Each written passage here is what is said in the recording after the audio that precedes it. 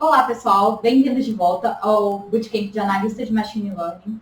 Esse é o módulo 3. A gente está falando sobre seleção de modelos de aprendizagem de máquina. Eu sou a Karen e hoje a gente vai começar o capítulo 3, que trata de métricas de desempenho para classificação.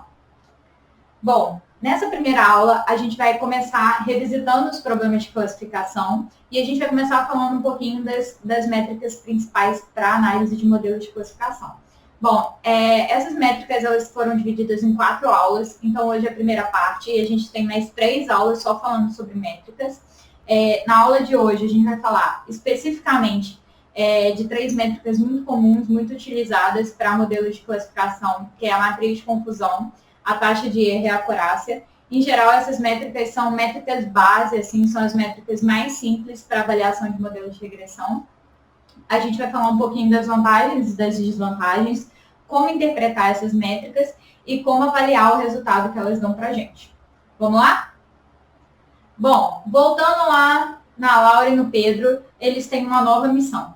A missão deles agora é um pouquinho triste, um pouquinho mais difícil, que é predizer a mortalidade de pacientes infectados com Covid. Modelos de predição de mortalidade, eles são muito utilizados no campo da medicina. Então, é muito comum você ver trabalhos nessa área que envolvem muito relacionado também a plano de saúde, né? Então, tudo que envolve avaliação de plano de saúde, avaliação de custo de hospital, de risco de mortalidade no TI, a gente tem modelos de predição de mortalidade aplicados nesses cenários. Aqui o que a gente quer é avaliar a predição de mortalidade em pacientes que foram contaminados com Covid-19. Então, a Laura e o Pedro, eles receberam um conjunto de dados. Esses dados podem ter informações de idade, faixa etária, gênero, comorbidades pré-existentes. Então, se o paciente é diabético, se o paciente é hipertenso, se o paciente é obeso, se o paciente tem algum outro problema de saúde, se o paciente tem algum problema de imunidade, se o paciente convive com pessoas que estão cumprindo a quarentena ou não, se esse paciente estava cumprindo a quarentena ou não, se esse paciente é suscetível a doenças virais por algum motivo. Então, a gente tem essas várias medidas vindas como um banco de dados, um conjunto de dados para a Laura e para o Pedro. E o que eles querem é criar um modelo que saiba dizer, dado um novo paciente, qual que é a chance desse paciente morrer ou não, dado que ele foi contaminado e que ele deu entrada, por exemplo, no hospital, numa UTI, alguma coisa assim. Bom, aqui a gente está vendo novamente M1 e M2, são modelos de classificação, e a gente tem 2 conjuntos, né? Se vocês olharem as bolinhas acima dos modelos são bolinhas azul marinho e as bolinhas abaixo do modelo são bolinhas rosa. E esses são, digamos que o azul marinho é quem morreu e o rosa é quem sobreviveu. E a gente tem 2 modelos que separam esses 2 conjuntos de bolinhas, que separam os pacientes entre aqueles que morreram e aqueles que não morreram. E o que a gente quer é o seguinte: será que é possível ter uma ideia do comportamento de M1 e M2 perante a novas amostras, a novos pacientes que estão chegando e que estão dando entrada na UTI? Como que a gente avalia esses modelos de classificação? Como que a gente consegue saber a resposta de M1 e de M2 num cenário que ainda não conhece? Para exemplificar esse cenário, vamos pensar nessas bolinhas. Se vocês olharem de frente para a tela na imagem da direita, a gente tem umas bolinhas amarelas. Essas bolinhas amarelas indicam novos pacientes que a gente não sabe se são azuis ou se são rosa. Então, essas são novos pacientes, é um cenário ainda desconhecido. São pessoas que acabaram de dar entrada na UTI e a gente não sabe se elas vão morrer, se elas têm mais chance de morrer, se elas têm mais chance de sobreviver. Isso é o que a gente quer ver, é isso que a gente quer avaliar. Como que é o comportamento desses modelos M1 e M2 perante essas novas amostras, essas bolinhas amarelas, certo? Bom, a primeira técnica que a gente vai falar é a matriz de confusão. A matriz de confusão é uma técnica extremamente visual. Ela é muito utilizada para gerar mapas de calor, para gerar matriz mesmo visual, numérica.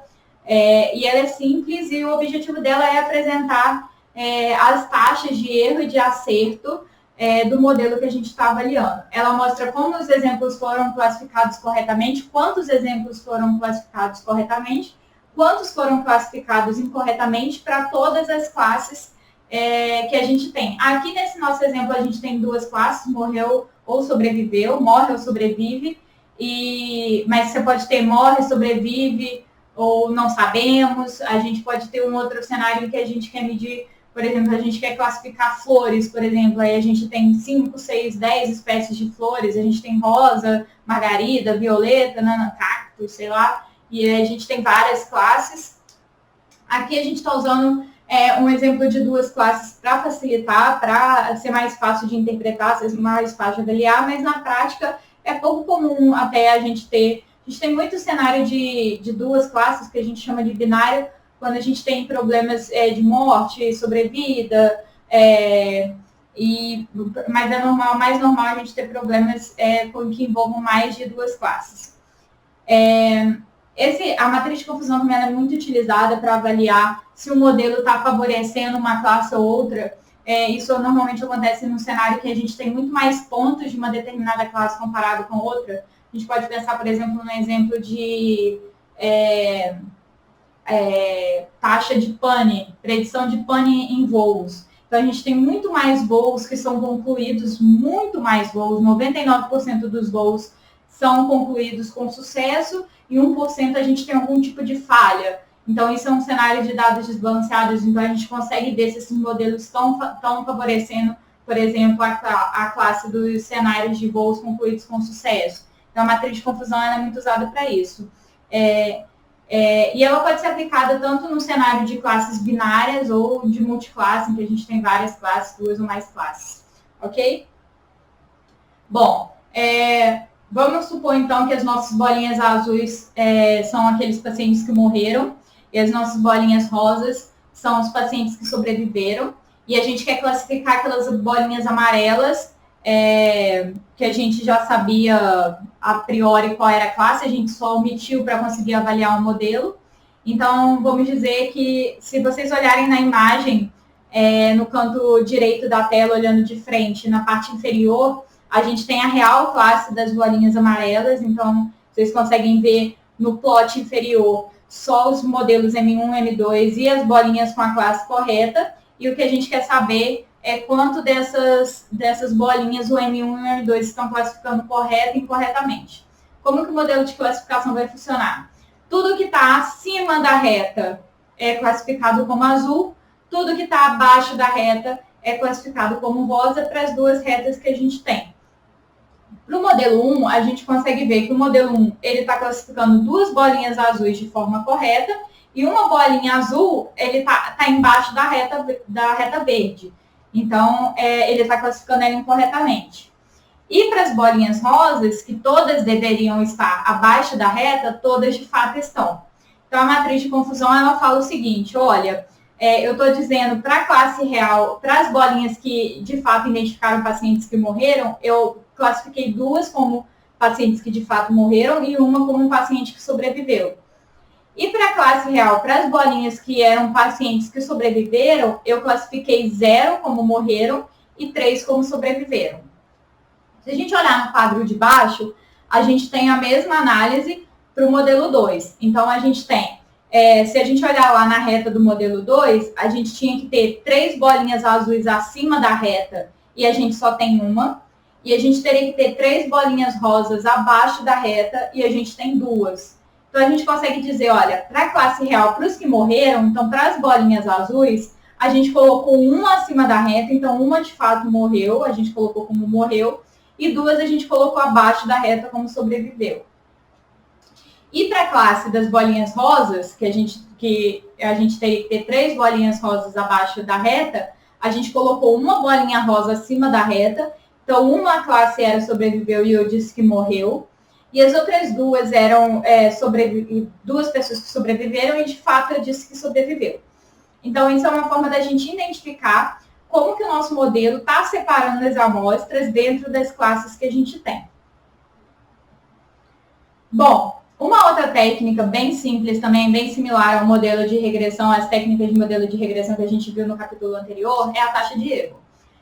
A taxa de erro é uma medida simples, extremamente direta. Ela vai apenas contar a quantidade de amostras que foram classificadas incorretamente, sem essa distinção de classe. Então, no modelo 1, eu consigo ver que eu consigo contar quantas bolinhas estavam acima da reta e deveriam estar, e quantas estavam abaixo da reta e deveriam estar. Essa métrica é de análise superficial, já que ela não leva em consideração a distribuição das classes e, em geral, é importante que a gente leve em consideração a distribuição das classes, a gente vai falar sobre isso um pouquinho mais na frente, mas é sempre bom pensar naquele exemplo do avião, ou da predição de morte também, se eu falo para a pessoa assim, você tem muita chance de morrer. E aí a pessoa fica desesperada e depois o meu algoritmo classificou errado e ela tinha a chance de sobreviver. Então, em geral, é importante que a gente analise a distribuição entre classes, isso a taxa de erro não faz, e ela não fornece pesos diferentes para erros diferentes. Então, por exemplo, voltando na predição de morte, o custo associado a eu falar que uma pessoa vai morrer dado que ela vai sobreviver é muito maior do que eu falar para uma pessoa que ela vai sobreviver dado que ela vai morrer. Então, a taxa de erro ela não avalia isso. A gente vai ver também que tem outras medidas que avaliam isso. Mas uma vantagem dessa técnica é que ela pode ser aplicada para classificação binária ou multiclasse, tanto faz, já que ela apenas conta a quantidade de amostras que foram classificadas incorretamente. A fórmula dela, então, é bem simples. Então, ela vai contar lá, considerando o total de amostras, quantas foram classificadas incorretamente. Para o modelo N1, a gente consegue ver que ele classificou 2 azuis acima, e era de fato 2 azuis, e 3 rosas abaixo, então só teve uma azul que era para ter ficado acima da reta e ele botou abaixo, então ele errou uma das 6 amostras. E para o M2, a gente tem que ele acertou uma azul e 2 rosas, e as outras amostras ele errou, então ele errou um total de 3 das 6 amostras que a gente tinha para classificar. Gente, toda vez que eu estou calculando essas métricas, eu estou olhando para a imagem, para o plot de baixo, para o plot inferior da tela, ok? Uma outra medida também, muito utilizada, mas que, em geral, ela tem os mesmos problemas da taxa de erro, é a acurácia. A acurácia, o que ela faz? Ela faz exatamente o contrário da taxa de erro. Às vezes, a gente falar quanto que o modelo errou tem um peso maior do que a gente falar o quanto que ele acertou. Então, essas métricas são calculadas assim para que a gente consiga falar a mesma coisa de uma forma diferente. Então, o que ela vai fazer? Também ela vai contar apenas a quantidade de acertos que o modelo deu, que o modelo teve, sem fazer distinção de classes e sem dar pesos diferentes para as amostras classificadas incorretamente. Então, uma coisa que a gente precisa tomar muito cuidado com a acurácia é que taxas altas de acurácia não necessariamente querem dizer que o modelo é um ótimo modelo e que o modelo está funcionando muito bem. Se a gente pensar lá no problema do avião, que a gente tem 99% dos voos que tiveram sucesso, que levantaram o voo e pousaram em segurança, não tiveram nenhum tipo de falha, e 1% que teve algum tipo de falha, se a gente pegar e classificar todas as amostras novas como voos que foram bem-sucedidos, a gente vai ter uma taxa de acerto de 99%, mas isso não quer dizer que o modelo é bom, já que é muito mais relevante a gente entender quando que algum voo vai ter uma falha. Então, isso é um ponto em que a acurácia e a taxa de erro elas não são bem utilizadas. Os valores podem acabar induzindo a gente a pensar de forma errada sobre o modelo. Mas é uma medida também simples e que pode ser aplicada à classificação binária ou multiclasse.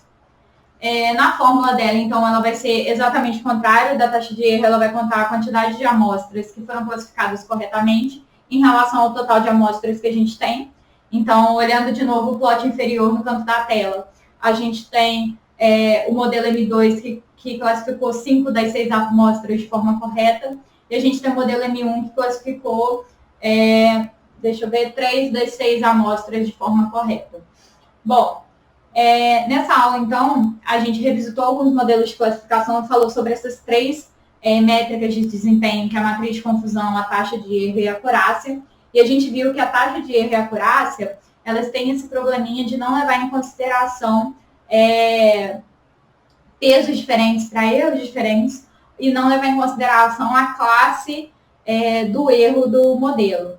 Então, existem outras métricas que suavizam esse problema, que levam em que atribuem pesos diferentes e que levam em consideração as classes diferentes. Então, a gente vai começar a falar um pouquinho dessas métricas na próxima aula.